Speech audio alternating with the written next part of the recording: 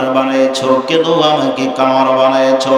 আমাকে যদি কামার না বানাইয়া আমার বাড়ির পাশের যে আব্দুল্লাহ ইবনুল মুবারক আছে তার মতো তুমি আমাকে যদি ধনী যদি বানাইয়া দিতা, তাহলে সারা রাত তাহাজ্জুদের নামাজের ভিতরে দাঁড়াইয়া থাকতাম, সারাদিন ইবাদত করতাম, সব সময় শুধু তোমার নামের পবিত্রতা বর্ণনা করতাম। ও মালিক, কেন তুমি আমাকে গরিব বানায়েছ? কেন তুমি আমাকে গরিব বানায়েছ? এইভাবে আল কামার কি করে শুধু আফসোস করতো।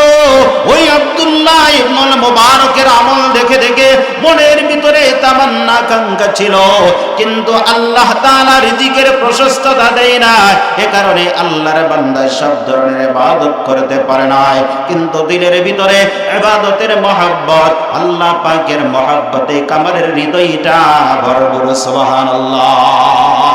এই কারণে সামান্যতম একটা কামার, যেই কামার এরকম ভাবে যুগ শ্রেষ্ঠ মুহাদ্দিস আব্দুল্লাহ ইবনুল মুবারক, তার চাইতে জান্নাতের মাকাম যার বেশি হইতে পারে। ও রিকশাওয়ালা, ও দোকানওয়ালা, ও চা বিক্রি করনেওয়ালা, ও বাদাম বিক্রি করনেওয়ালা ভাই, তোমার চিন্তা নাই, চিন্তা নাই, তুমি চিন্তা করিও না যে আমি তো একজন স্বাভাবিক কামার, আমি স্বাভাবিক একজন রাখাল, আমি একজন দিন মজুর, এরকম ভাবে কোটিপতির চাইতে আমি কিভাবে আগে জান্নাতে যাইতে পারি? না না আল্লাহর বান্দা, এমন চিন্তা করা যাবে না, এমন চিন্তা করা যাবে না। বান্দারে তুমি যদি ইবাদতের মহব্বত তোমার দিলের ভিতরে যদি লাগায়া দাও, আল্লাহ তাআলা ওই ধনী ব্যক্তির চাইতে, ধনী ব্যক্তি দেন সাদকা করে যে নেক আমলটা পাবে, ও বান্দা ভালো নিয়তে তুমি যদি আফসোস যদি করতে থাকো, বান্দা তুমি ঘরে বসে হজ করতে পারো নাই, কিন্তু বড় লোক মানুষ যখন হজ পালন করে ওই হজ দেখে তুমি আফসোস করো আর বলো, মালিক তুমি যদি আমাকে টাকা দিতা, তুমি যদি আমাকে ধনাঢ্য ব্যক্তি যদি বানাইতা, তাহলে তোমার ঘরটা আমি তাওয়াফ করতাম, তাওয়াফ করতাম। আল্লাহ তাআলার পয়গম্বর বলেন, ওই বান্দাকে হাসরের মাঠে আল্লাহ তাআলা হজ যদিও পালন করে নাই এই বান্দা, তারপরেও ওই বান্দার কপালে হাসরের মাঠে আল্লাহ তাআলা তাকে হজ পালন করার সওয়াব দান করব। চিৎকার দিয়ে বলেন সুবহানাল্লাহ। এজন্য মুমিন মুসলমান ইবাদতের ভিতরে সর্বপ্রথম যে ইবাদত আল্লাহ তাআলার ঘোষণা যেগুলো আছে, ওই জিনিসগুলো আপনাকে আমাকে মানতে হবে। এজন্য আল্লাহ তাআলা মুমিনের প্রথম যে গুণ আছে ওই গুণটা বলেন, ইন্নামাল মুমিনুনা আল্লাযীনা ইযা যুকিরাল্লাহ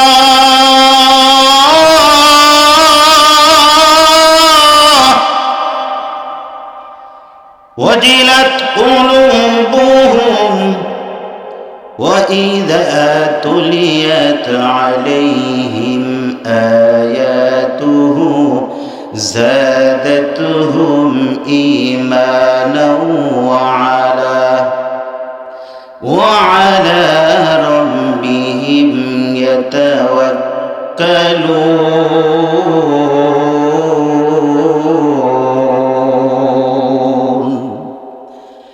আল্লাহ তাআলা মুমিনের প্রথম গুণ বলেন, এই মুমিন বান্দার সামনে যখন আমি আল্লাহ তাআলার কি হবে, আমি আল্লাহ তাআলার গুণগান হবে, আমি আল্লাহ তাআলার কথা স্মরণ করাইয়া দেওয়া হবে। এক নম্বর গুণ হলো মুমিন ওই কাজের ভিতরে আর ইস্তেকামত থাকতে পারবে না, অর্থাৎ ওই বান্দার ভিতরে লড়াচড়া দিতে হবে, কম্পন এসে যাবে, মালিকের ভয়ে এরকম ভাবে কম্পন আসতে হবে। কথা বলেন ঠিক কিনা? কিন্তু অনেক মানুষকে দেখা যায় আজানের আগে যেমন এরকম ভাবে টাসের ভিতরে ছিল, আজানের আগে যেমন গান বাদ্য বাজনা বাজাইতো, আজান এরকম ভাবে মসজিদের ভিতরে চলে, আজানের ধ্বনি যাওয়ার পরেও বান্দা আল্লাহ তাআলার নাফরমানি কাজের ভিতরে আছে, এমন মুসলমান আমাদের দেশে আছে না? ও ভাই, যেই বান্দা নাকি আজানের আগেও যেমন অপকর্ম করত, আজানের আওয়াজ দেওয়ার পরেও বান্দা যদি ওরকমই কর্ম করে, মনে করবেন এই ব্যক্তির ইমানের ভিতরে ভেজাল আছে। কথা বলেন ঠিক কিনা? কোন ইমানদার বান্দা আল্লাহ তাআলার ডাক শোনার পরে ওই বান্দা কোন ওই কাজের ভিতরে ইস্তেকামত থাকতে পারে না। কথা বলেন ঠিক কিনা? এজন্য মুমিনের বৈশিষ্ট্য হবে, যখন ওই আল্লাহ তাআলার পক্ষ থেকে মুমিনকে আহ্বান করা হবে, ওই মুমিন কি করবে? সব কিছুকে ত্যাগ করে আল্লাহ তাআলার ডাকে বান্দা সর্বপ্রথম সাড়া দিবে। কথা বলেন ঠিক কিনা? এরপরের আয়াতে আল্লাহ তাআলা এরপরে বলতেছেন, وَإِذَا تُلِيَتْ عَلَيْهِمْ آيَاتُهُ زَادَتْهُمْ إِيمَانًا। বান্দা যখন কোরআনে কারীম শুনতে থাকবে, কোরআনের আয়াত বান্দা যখন শুনতে থাকবে, ওই বান্দা বান্দীদের ঈমান শুধু বৃদ্ধি পাবে, ঈমান শুধু বাড়তে থাকবে। বান্দা যখন কোরআন শুনবে, বান্দার ঈমান বাড়তে থাকবে।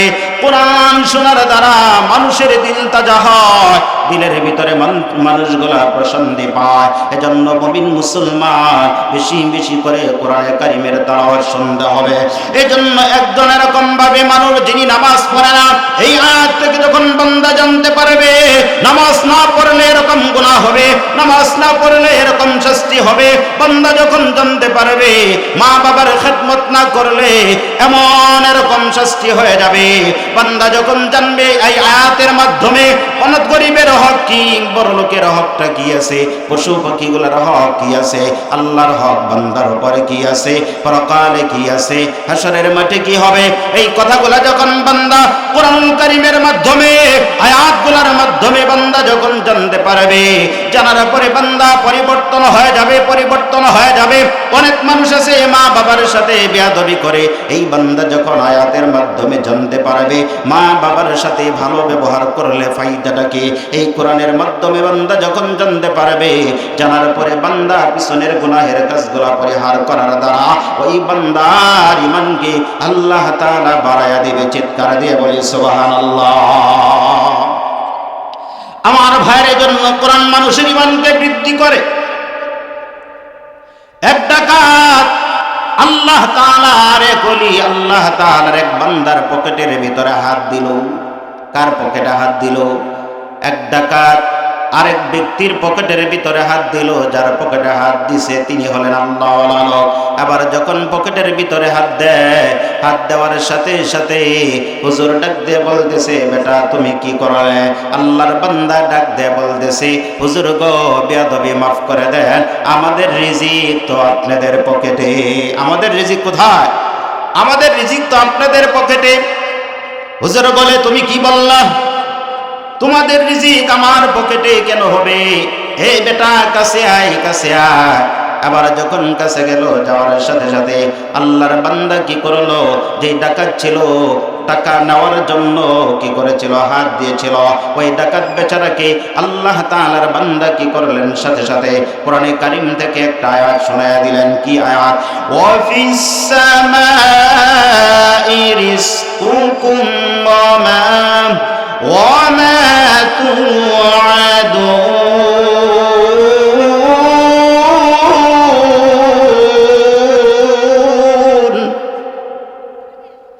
আবার ডাকাতকে যখন আয়াত শোনায়া দেয়, আল্লাহর বান্দা ডাকাত যিনি পকেট থেকে টাকা নেওয়ার জন্য আসলো, ওই বান্দা তো কোরআনে কারীম শোনার জন্য আসে নাই।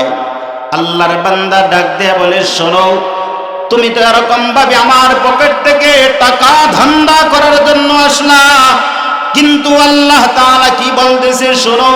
আল্লাহ বলে, সমস্ত মাখলুকের রিজিক হলো আসমানে, আর তুমি রিজিক খুঁজতেছো আমার পকেটে। বান্দাকে যখন বলে দিল, আল্লাহ বলে সমস্ত মাখলুকের রিজিক হলো কোথায়? আমরা তো মনে করি ক্ষেতের ভিতরে রিজিক আছে, চাকরির ভিতরে রিজিক আছে। না রে ভাই, না। চাকরির ভিতরে রিজিক নাই, জমিনের ভিতরেও রিজিক নাই, কর্মের ভিতরেও রিজিক নাই। সমস্ত মানুষের রিজিক হলো আসমানে। রিজিক কোথায়? আসমান থেকে রিজিকের ফয়সালা হয়। ও বান্দা, তুমি কর্ম করো, আসমান থেকে রিজিকের ফয়সালা যদি না হয় তুমি রিজিক পাবে না। এজন্য ওই বান্দাকে যখন কোরআনের আয়াত যখন শোনায়া দিল, এই ডাকাত বেচারার দিলের ভিতরে ধাক্কা লাগলো। জীবনভর টাকার জন্য মানুষের পকেটে পকেটে হাত দিতাম, আল্লাহর ওলি কি করলো? আমাকে শোনায় দিল, আমাকে জানায় দিল, সমস্ত মাখলুকের রিজিক যেহেতু আসমানে, এবার ওই বেচারা ডাকাত বেচারা সিদ্ধান্ত গ্রহণ করলো, আজ থেকে আর কখনো মানুষের পকেটে রিজিকের সন্ধানে কখনো আমি হাত দিব না। সুবহানাল্লাহ। আল্লাহর বান্দা আর কি করে না, কাহারো পকেট থেকে টাকা ধান্দা করে না। এইভাবে চলতে চলতে আল্লাহর বান্দার ইনকামের ভিতরে আল্লাহ তাআলা বারাকাত দান করেছেন।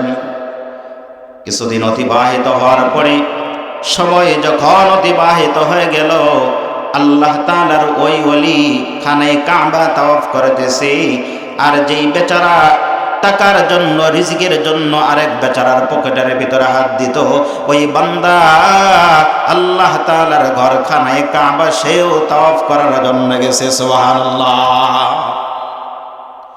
আবার যখন দূর থেকে হুজুরকে দেখে ডাকাত বেচারা চিনতে পারলো, আবার গিয়া হাতে ধরে পায়ে ধরে বলতেছে, হুজুর আমাকে মাফ করে দেন, আমাকে মাফ করে দেন।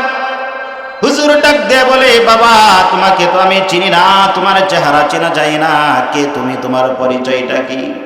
আবার ডাক দিয়ে বলে, শোনেন শোনেন, অনেক দিন আগের কথা, আমি টাকার জন্য রিজিকের জন্য আপনার পকেটের ভিতরে হাত ঢুকাইছিলাম, আর তার বিনিময়ে আপনি কোরআনে কারীম থেকে একটি আয়াত আমাকে শোনায় দিয়েছিলেন। ওই একটি আয়াত আমার জীবনটাকে পরিবর্তন করে আজকে আল্লাহর ঘরখানে কাবা পর্যন্ত পৌঁছায় দিয়েছে। চিৎকার দিয়ে বলে সুবহানাল্লাহ। এজন্য কোরআন শুনলে মানুষের ঈমান কি হয়? ঈমান বাড়তে থাকে। কোরআন শুনলে মানুষের ঈমান বাড়ে। সুবহানাল্লাহ। এজন্য গান বাদ্য বাজনা শোনা যাবে না। গান বাদ্য বাজনা শুনলে দিলটা মরে যায়, নেফাকে ঢুকে যায়, গুনাহের দিকে মানুষকে আকৃষ্ট করে। এইভাবে মানুষগুলো এরকম ভাবে নিমুখ হারাম হয়ে যায়, জালেম হয়ে যায়। এজন্য বান্দারে কোরআনে কারীম বেশি বেশি করে শুনতে হবে। কথা বলেন ঠিক কিনা? এরপরে আল্লাহ তাআলা বলেন, ওয়া আলা রাব্বিহিম ইয়াতাওয়াক্কালুন। মুমিনের 3 নাম্বার গুণ হবে, মুমিন সব জায়গার ভিতরে, সব স্থানে, সব জায়গার ভিতরে, সর্ব অবস্থায় বান্দা আল্লাহ তাআলার উপর তাওয়াক্কুল করবে, ভরসা করবে আল্লাহ তাআলার উপরে, তাওয়াক্কুল করবে আল্লাহ তাআলার উপরে। জানের ব্যাপারেও তাওয়াক্কুল করবে, মালের ব্যাপারেও বান্দা তাওয়াক্কুল করবে, জীবিকার ব্যাপারে তাওয়াক্কুল করবে, সম্পদ কমা এবং বাড়ার ব্যাপারেও মালিকের উপর তাওয়াক্কুল করবে। সব জায়গার ভিতরে 3 নাম্বার মুমিনের গুণ হলো রে বান্দা, ওই বান্দা সব সময় কি করবে? আল্লাহ তাআলার উপর আস্থা রাখবে, ভরসা রাখবে। কার উপর আস্থা রাখবে? আল্লাহ পাকের উপর। বান্দা তুমি আমি যদি ভরসা রাখতে পারি, আস্থা বিশ্বাস যদি বান্দা তুমি আমি যদি রাখতে যদি পারি, তাহলে আল্লাহ তাআলা আপনার জন্য আমার জন্য যথেষ্ট হয়ে যাবে। কথা বলেন ঠিক কিনা? আল্লাহ তাআলা বলেন, وَمَن يَتَوَكَّلْ عَلَى اللَّهِ, যেই বান্দা আল্লাহ তাআলার উপর তাওয়াক্কুল করবে, ভরসা করবে, ওই বান্দার জন্য আল্লাহ তাআলাই যথেষ্ট হয়ে যাবে। সুবহানাল্লাহ। আমার ভাইয়ের জন্য কি করতে হবে? আপনাকে আমাকে এরকম ভাবে আল্লাহ তাআলার উপর পরিপূর্ণ আস্থা রাখতে হবে, বিশ্বাস রাখতে হবে। আশআরী গোত্রের অনেকগুলা মানুষ মদিনার মধ্যে আসতেছে, ইয়ামান থেকে মদিনার দিকে রওনা হয়ে গেল। ইয়ামান থেকে যখন মদিনার দিকে যখন তারা অগ্রসর হইতেছে, এই আশআরী গোত্রের মানুষগুলা যখন মদিনার দিকে আসতেছে, পথের মধ্যে তাদের যেই ধরনের খানাপিনা ছিল, খাবার ছিল, পানি ছিল, সব কিছুই শেষ হয়ে গেল। সবগুলাই যখন শেষ হয়ে গেল রে মুসলমান, এবার সবাই চিন্তা করলো কি করা যায়। আমাদের খাবার ও পানিগুলা শেষ হয়ে গেল, এখন আমরা খাবার কোথায় পাবো, পানি কোথায় পাবো? সবাই সিদ্ধান্ত গ্রহণ করলো, আমাদের পক্ষ থেকে একজনকে প্রতিনিধি বানাইয়া রাহমাতুল লিল আলামিন দয়ার সাগর আল্লাহর নবী সাল্লাল্লাহু আলাইহি ওয়াসাল্লামের দরবারে পাঠায়া দেয়। আমাদের যে করুণ অবস্থা, আমাদের খাবার নাই, কোনো কিছু নাই, এই ব্যাপারটা বিশ্ব নবীকে আমরা যদি জানাইতে যদি পারে, আর নবীজি সাল্লাল্লাহু আলাইহি ওয়াসাল্লাম এমন দয়ার নবী, আমাদের কথা যদি জানি আমরা অভাবের ভিতরে আছি, অনাহারে আছি, আমাদের জন্য একটা না একটা ব্যবস্থা করবে। কথা বলেন ঠিক কিনা? এজন্য সবাই সিদ্ধান্ত গ্রহণ করলো যে নবীজির কাছে পাঠানো হোক। তাদের পক্ষ থেকে একজনকে পাঠিয়ে দেওয়া হলো। আমার আল্লাহর এক বান্দা বিশ্বনবী সাল্লাল্লাহু আলাইহি ওয়াসাল্লামের হুজরা মুবারকের কাছে আসলেন। যখন কাছে আসলেন, এবার নবীজিকে আহ্বান করবেন, ডাক দিবেন, নিজেদের অভাবের কথাটা নবীজির কাছে এরকম ভাবে পেশ করবেন। ঠিক সেই মুহূর্তে বিশ্বনবী সাল্লাল্লাহু আলাইহি ওয়াসাল্লামের হুজরা মুবারকের ভিতর থেকে সুন্দর কণ্ঠ থেকে সুন্দর একটি আয়াত এরকম ভাবে ভেসে আসলো। একটি আয়াতের আওয়াজ এরকম ভাবে আসতেছে। কোন আয়াতটার আওয়াজ? আল্লাহ তাআলার পক্ষ থেকে যে কোরআনে কারীম নাযিল হয়েছে, ওই কোরআন থেকে নবীজির জবান থেকে একটা আওয়াজ আসতেছে, ওয়া মিন দাব্বাতিন ফিল আরদি ইল্লা আলাল্লাহি রিজকুহা। আল্লাহু আকবার। আমার ভাইরা যখন ভিতরে থেকে ওয়া মিন দাব্বাতিন ফিল আরদি ইল্লা আলাল্লাহি রিজকুহা, এই আয়াত যখন আল্লাহর বান্দা যখন শুনতে পারলেন, আয়াত শোনার সাথে সাথে তারা তো আপনার মতো আমার মতো নয়, তারা ওই আয়াতগুলোর ব্যাখ্যা জানতো, আয়াতের অর্থ জানতো। সুবহানাল্লাহ। আল্লাহর বান্দা কি করলেন? অর্থটা বুঝতে পারলেন। আল্লাহর বান্দা বলতেছে, যেখানে আল্লাহ বলেছে আসমানের নিচে জমিনের উপরে এই পৃথিবীর ভিতরে যত ধরনের মাখলুক আছে, যত ধরনের প্রাণীকুল আছে, যারা এই জমিনের ভিতরে বিচরণ করে, এমন কোন মাখলুক নাই, এমন কোন মাখলুক নাই, এমন কোন জাতি নাই যে জাতির রিজিকের দায়িত্ব আল্লাহ তাআলা নেই নাই। সুবহানাল্লাহ। আল্লাহর বান্দা বুঝতে পারলেন, যেখানে আল্লাহ তাআলা সমস্ত মাখলুকের রিজিকের জিম্মাদার হয়েছে, তাহলে রিজিকের ব্যাপারে নবীজিকেও বলার আর দরকার নাই। কথা বলেন ঠিক কিনা? তারা কেমন ইমানদার, তার চিন্তা হলো যেখানে রিজিকের জিম্মাদারি আল্লাহ তাআলা নিয়েছে, রসুল যেহেতু রিজিকের মালিক না, রসুল যেহেতু এরকম ভাবে রিজিক দিতে পারবে না, এজন্য রসুলকে রিজিকের কথা বলা যাবে না, অভাবের কথা বলা যাবে না। এজন্য আল্লাহর বান্দা কি করলেন? রসুলকে না বলে নিজের যে দল আছে, ওই দলের মানুষদের কাছে আবার ফেরত চলে গেলেন। যাওয়ার পরে বলতেছে, শুনো, তোমাদের জন্য সুসংবাদ, আল্লাহ তাআলার পক্ষ থেকে তোমাদের জন্য রিজিকের ব্যবস্থা হবে। অন্য অন্য সাথীগুলার মনে ভাবলো, তাদের চিন্তা চেতনা হলো, আমরা যাকে পাঠিয়েছিলাম হয়তোবা সেরকম ভাবে নবীজির কাছে আবেদন জানাইছে, আমাদের ব্যাপারটা বলেছে, হয়তো রেখে সুসংবাদ জানাইতেছে। ও মুসলমান না, নবীজির সাথে তার কোনো কথাই হয় নাই। ওই আল্লাহ তাআলার বান্দার আস্থা বিশ্বাস হলো আল্লাহ তাআলার উপরে। কার উপরে? জোরে বলেন। আল্লাহর উপরে। আল্লাহর বান্দার আস্থা, আল্লাহ তাআলা রিজিক দান করবে।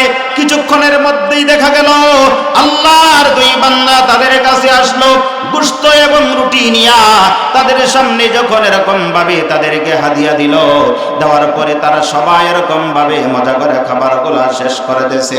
সবাই বলতেছে, নবীজি আমাদের জন্য সুস্বাদু খাবার এরকম ভাবে পাঠিয়ে দিয়েছে। খাবারগুলা অতিরিক্ত হয়ে গেল, বেশি হয়ে গেল।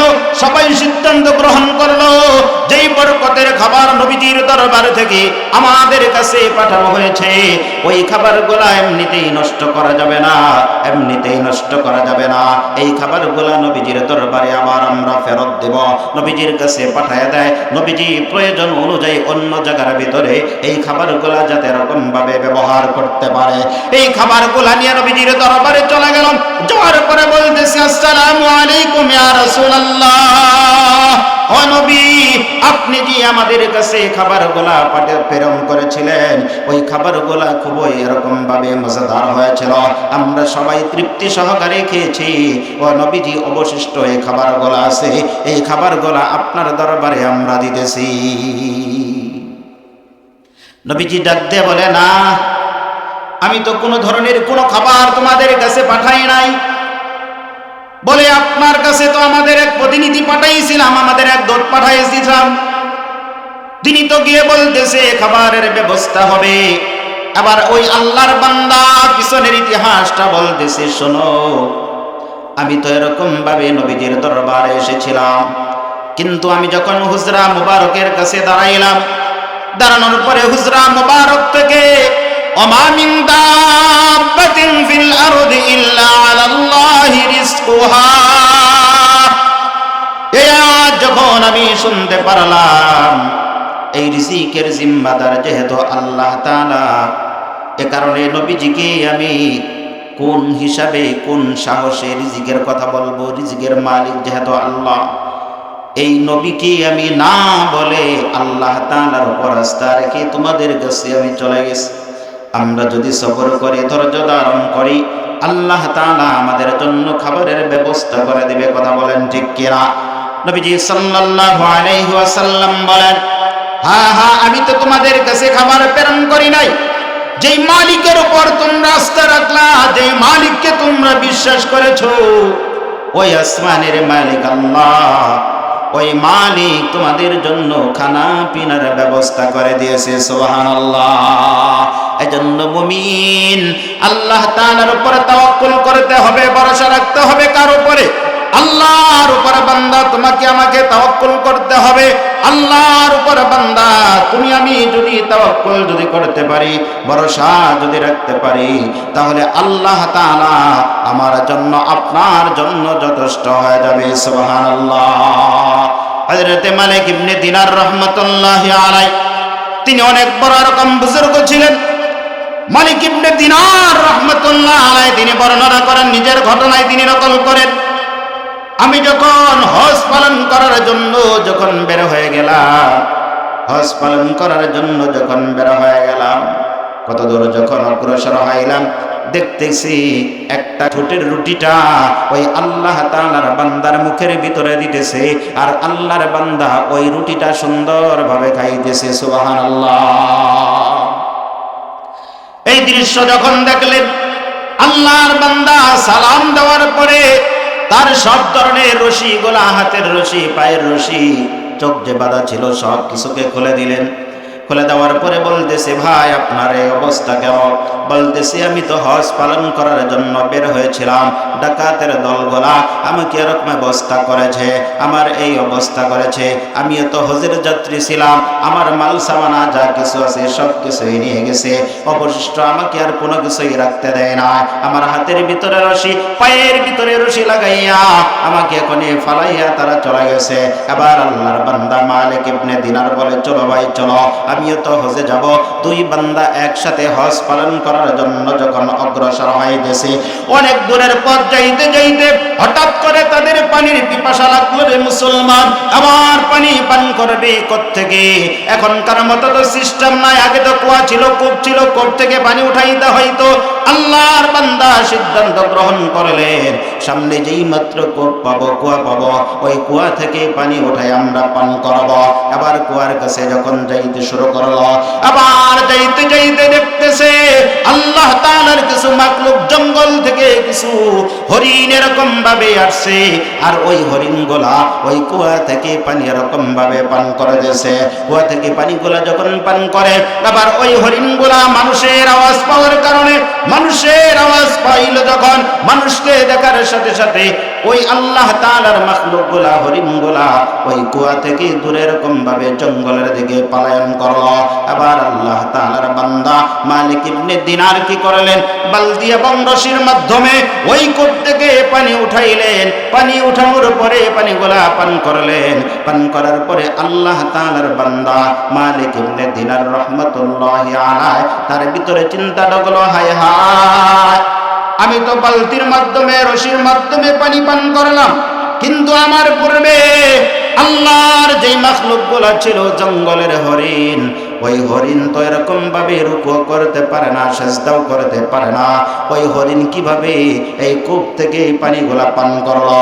আল্লাহ তাআলার পক্ষ থেকে এরকম ভাবে জবাব আসে, গায়েব থেকে আওয়াজ আসতেছে, ও মালিক,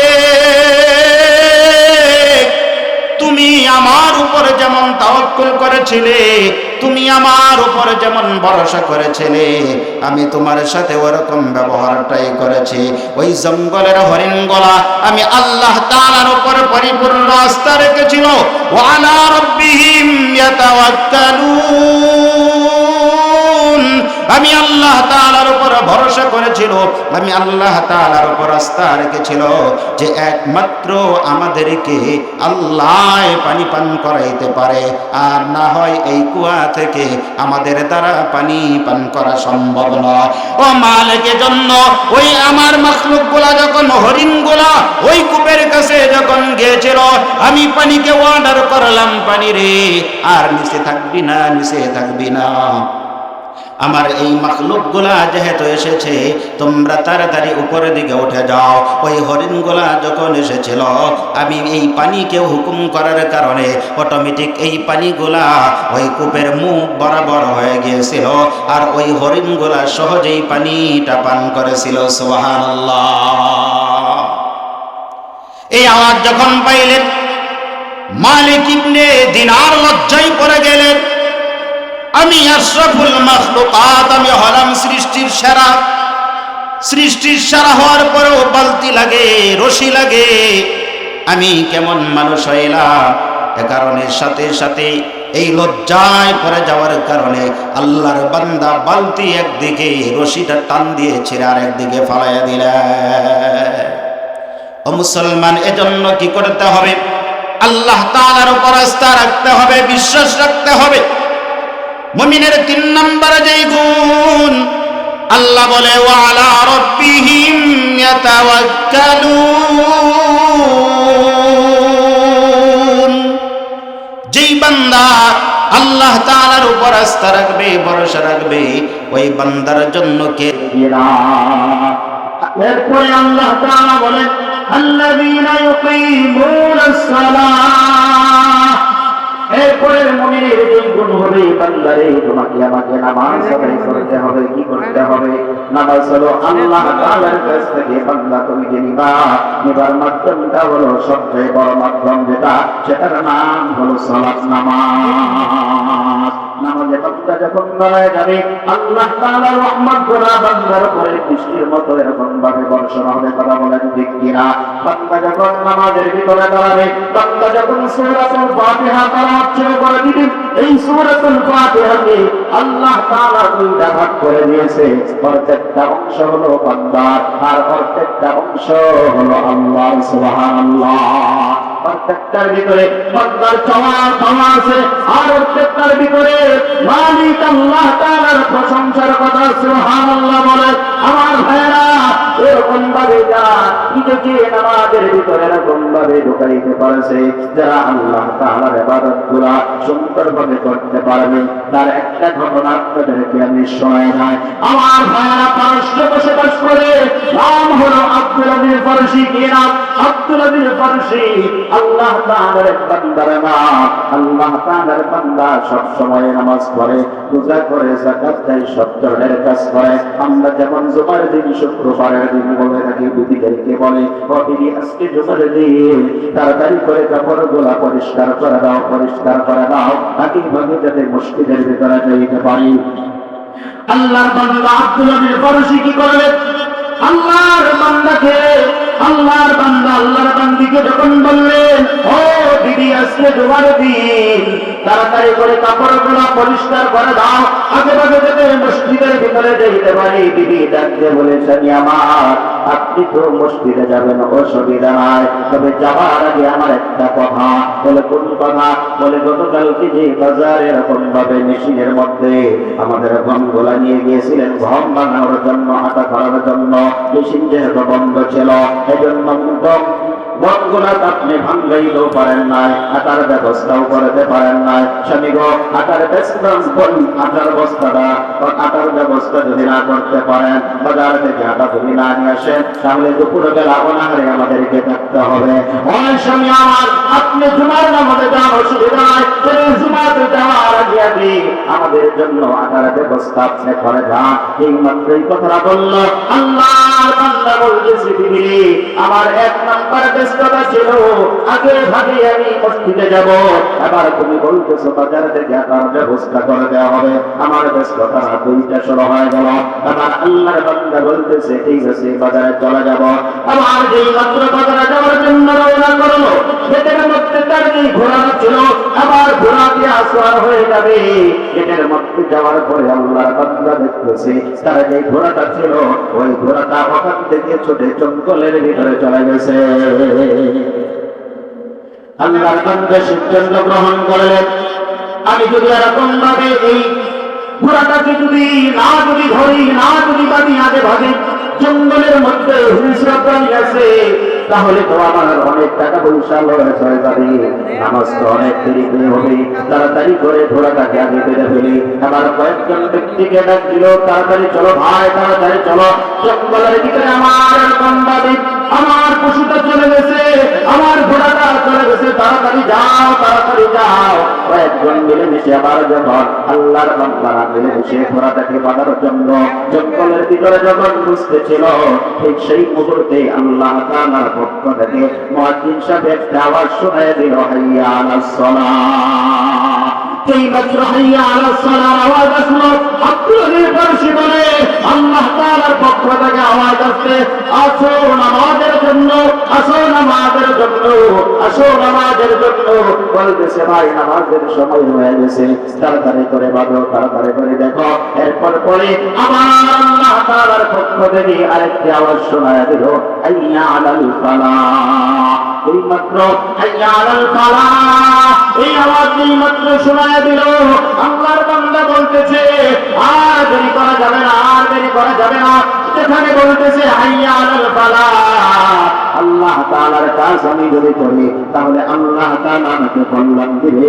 এই ঘোড়া বাজার ভিতরে কামিয়াবি নয়, নামাজে আল্লাহ তাআলার ডাকে সাড়া দেওয়াটা হলো আমার জন্য কল্যাণ, আমার জন্য কামিয়াবি। ও ভাই, ঘোড়া আর আমি ভাবতে চাই না, তাড়াতাড়ি আমি এখন মসজিদের দিকে চলে যাই। আল্লাহু আকবার।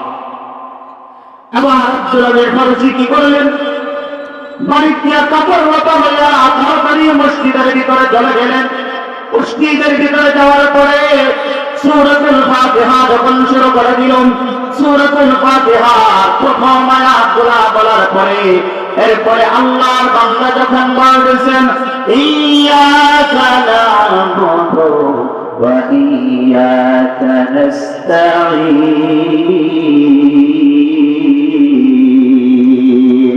আল্লাহর বান্দা যখন বলতেছে আমি আপনার ইবাদত করি, আপনার কাছেই সাহায্য চাই, তারপর যদি মালিক ইয়াউমিদ্দিন, আল্লাহর বান্দা ডাকতে বলে, ও বিচার দিবসের মালিক, তুমি তো দুনিয়ারও মালিক, তুমি তো ভাগ্যেরও মালিক, তুমি তো ওই বাঘের মুখ থেকে ঘোড়া কাটায় বাঁচানোর মালিক, তো তুমি কথা বলেন ঠিক কিনা? আমার আল্লাহর বান্দা যখন দোয়া করে দিচ্ছে, ও মালিক, আর কারো সাহায্য চাই না, একমাত্র তোমারই সাহায্য চাই।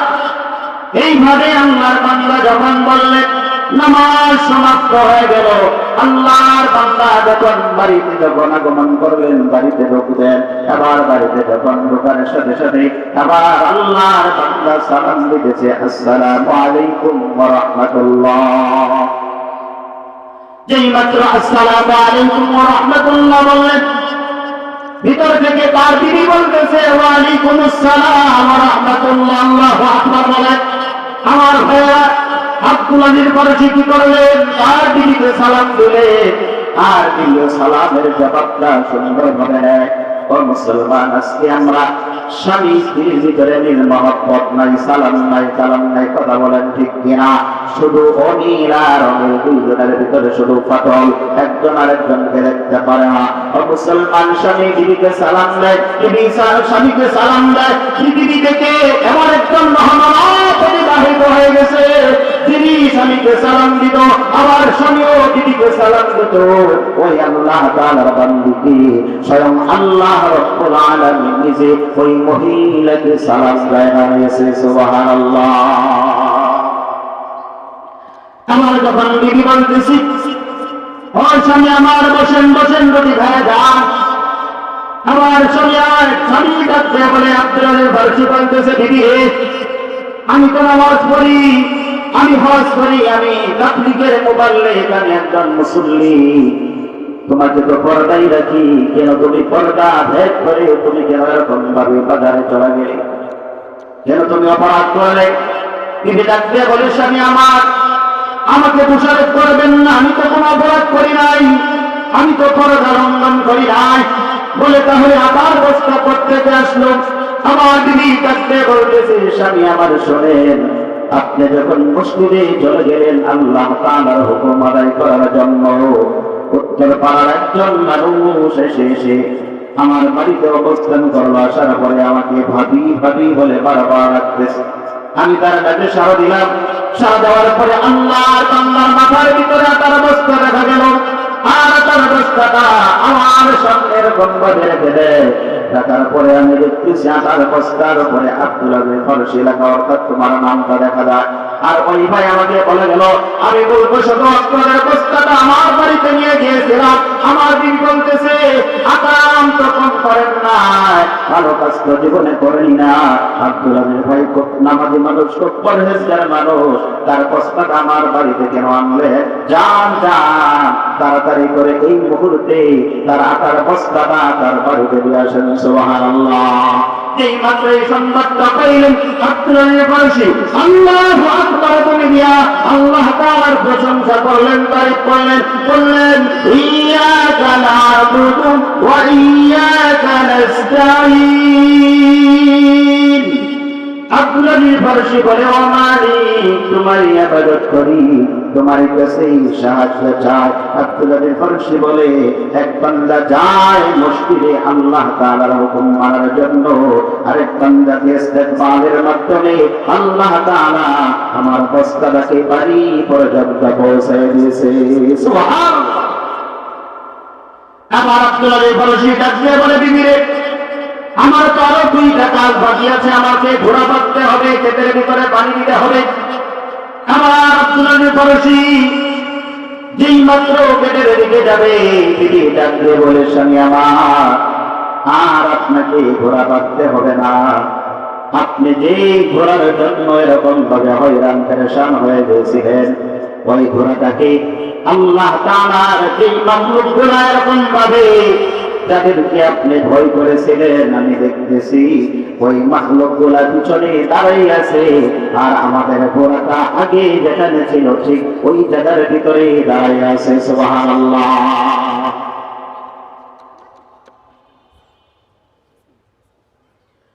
এই কথা যখন বললেন, বলার পরে বলতেছে, আরেকটা কাজ তো আমার বাকি আছে। বলে, কোন কাজ? যে আমার তো জমির ভিতরে পানি দেওয়ার কথা ছিল, আমি তো জমির ভিতরে পানি দিতে পারি নাই, আমাকে তো জমির ভিতরে পানিটাও দিতে হবে। বলে, না না, আপনাকে আর জমির ভিতরে পানি দেওয়ার দরকার নাই। বলে, কেন নাই? আপনি যখন মসজিদের ভিতরে চলে গেলেন, যাদের মেশিন দিয়া আপনার জমিন পর্যন্ত পানি সবসময় দেয়, ওই মানুষগুলো আমাদের বাড়ির ভিতরে আসলো। আসার পরে বলতেছে, শোনেন শোনেন, আমরা অভিমান করেছিলাম আব্দুল আজিজ ভাই যদি আজকে জমিতে যদি না যায়, ক্ষেতের মধ্যে যদি না যায়, তাহলে আমাদের মেশিন দিয়া তাকে আর পানি দেব না, পানি দেব না, এমন অঙ্গীকার করেছিলাম। কিন্তু আমাদের ক্ষেতগুলার ভিতরে পানি যখন ছেড়ে দিলাম, আমাদের নিজের অজান্তে এরকম ভাবে কি হয়ে গেল, আমরা আমাদের নিজের অজান্তে আমরা ঘুমের ঘরে চলে গেছি। যাওয়ার পরে আমাদের ক্ষেতগুলার ভিতরে পানি হওয়ার পরে দেখতেছি, ঘুম থেকে জাগ্রত হওয়ার পরে দেখি আপনাদের যে ক্ষেতগুলো আছে, জমি আছে, ওই জমিগুলার ভিতরে পানিতে হাবুডুবু খাইতেছে। সুবহানাল্লাহ। ও ভাবি, আব্দুল আজিজ ভাই যখন আসবে তাকে বলবে আমাদের মেশিনের ভারটা যেন দেয়া দেয়, তাকে আর জমির ভিতরে যাইতে হবে না। আল্লাহু আকবার। বান্দারে যদি বান্দা তুমি সঠিকভাবে যদি নামাজ যদি আদায় করতে পারো, তাহলে আল্লাহ তাআলা সব জায়গার ভিতরে তোমাকে আমাকে সাহায্য করবে। যিনি বিচার দিবসের মালিক, তিনি তো দুনিয়ার মালিক, তিনি তো সব কিছু থেকে বাঁচানোর মালিক। কথা বলেন ঠিক কিনা? আল্লাহ তাআলা মুমিনের যেই সমস্ত গুণগুলা বললাম, আল্লাহ তাআলা আমাদেরকে সবাইকে এই সব গুণগুলা অর্জন করে আমাদের জীবন পরিচালনা করার তৌফিক দান করুক। আসসালামু আলাইকুম ওয়া রাহমাতুল্লাহি ওয়া বারাকাতুহু।